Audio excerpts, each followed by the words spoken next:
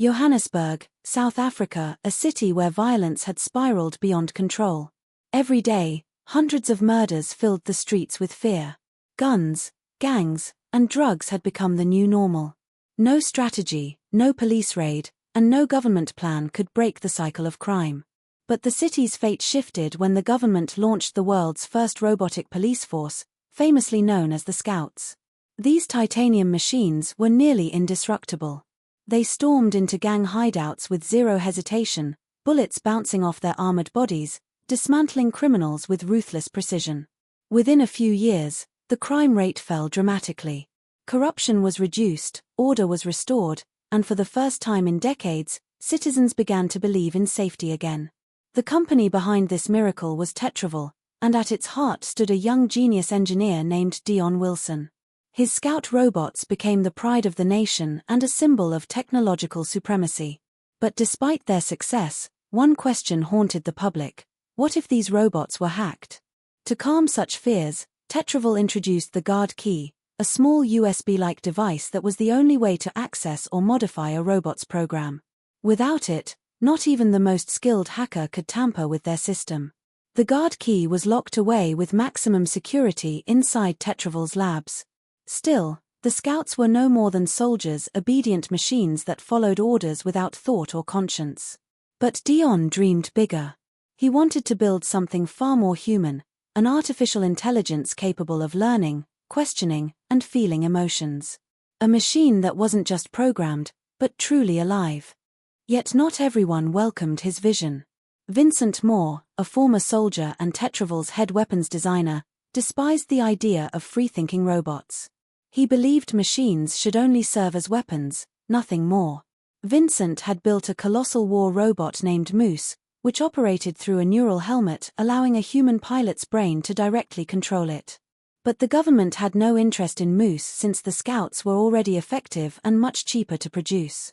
Vincent's resentment toward Dion grew, fueled by jealousy and wounded pride. Meanwhile, on Johannesburg's crime-ridden streets, a gangster named Ninja and his crew found themselves in trouble with a ruthless criminal overlord named Hippo. After a failed drug delivery, Hippo demanded 20 million rand within a week or promised certain death. Desperate and cornered, Ninja's partner Yolandi suggested an ambitious plan: rob an armored money truck. The payout could reach R500 million. The only obstacle: the Scouts. Yolandi argued that every machine could be shut down if you had the right access. All they needed was someone with control over the robots. Their search quickly led them to Dion, the creator of the Scout program. Coincidentally, Dion had just achieved his life's dream. After endless failed experiments, he had finally built a working AI, a digital consciousness capable of learning like a child. Excited, he saved the program and decided to install it into a damaged Scout robot that had been written off for scrap after a rocket attack. To do so, he secretly stole the Guard Key and loaded the broken robot into his van. But before he could bring his creation to life, Ninja's gang ambushed him, kidnapped him, and dragged him to their hideout. They demanded he disable the city's robotic police. Dion explained it was impossible. The Scouts were designed to stay active at all times. Furious, Ninja nearly killed him, until Yolandi noticed the broken robot in Dion's van. She suggested reprogramming it to serve them instead. Under threat of death, Dion activated his AI program inside the robot. For the first time, a machine opened its eyes not as a soldier, but as a child. Nervous, fearful, and curious, it hid in the corner until Yolandi gently coaxed it out. She named the robot Chappie, treating him like her own child. Dion tried to warn them: if Chappie was to grow, he needed love, guidance, and patience. But Ninja only saw him as a tool for crime.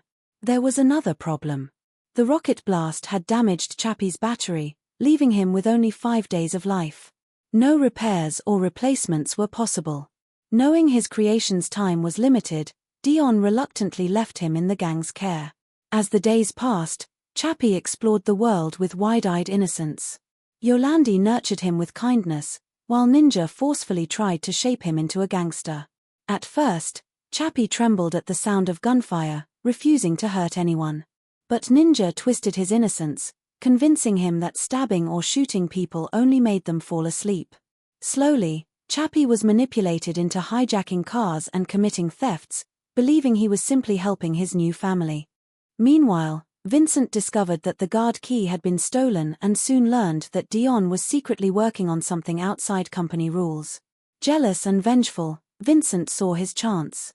He tracked Chappie down, ambushed him, and brutally cut off his arm to steal the guard key. Though badly damaged, Chappie managed to escape back to Yolandi, who repaired him with makeshift parts. That was when Chappie realized the world was cruel and that only strength could protect him. With his innocence corrupted, Chappie finally agreed to help Ninja's gang rob the armored truck. But secretly, he had also discovered something extraordinary. The neural helmet Vincent designed for Moose could transfer human consciousness into a machine. By analyzing vast data across the internet, Chappie learned that consciousness was a form of energy and energy could be copied. If he succeeded, he could outlive his failing body. The heist went smoothly since all robotic police had suddenly shut down. What Chappie didn't know was that Vincent had used the stolen guard key to disable the entire scout fleet, causing chaos in the city. Criminals rioted, fires spread, and law enforcement collapsed overnight. Using the crisis as leverage, Vincent convinced Tetraval's CEO to finally unleash his Moose robot. During the gang's celebration after the robbery, Chappie discovered that Ninja had lied. There was no way to give him a new body with money. Heartbroken and furious, he nearly killed Ninja, but Dion arrived just in time, warning him of Moose's imminent arrival. The timing couldn't have been worse. Hippo and his men stormed the hideout, seeking revenge. A violent gunfight broke out, and in the middle of the chaos, Moose descended like a monster.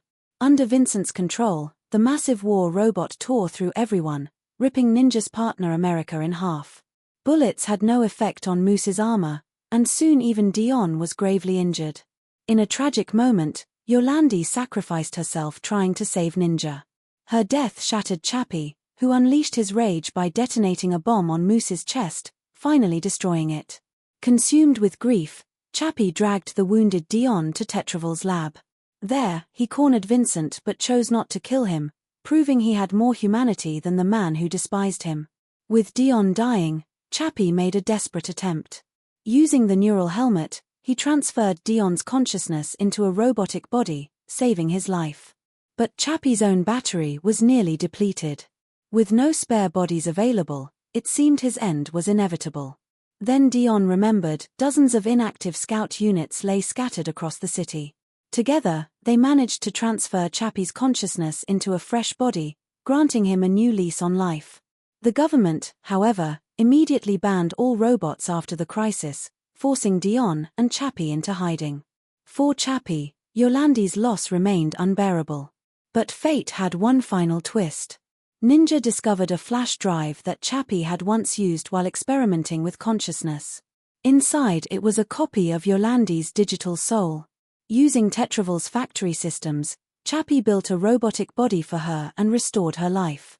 At last, the family he had longed for was whole again, not human, but alive in a way no one could have imagined. And so ends the tale of Chappie, the robot child who became both a gangster and a savior, a machine that proved even artificial life could hold love, grief, and hope. If you're enjoying this video, don't forget to like, comment, and share it with your friend.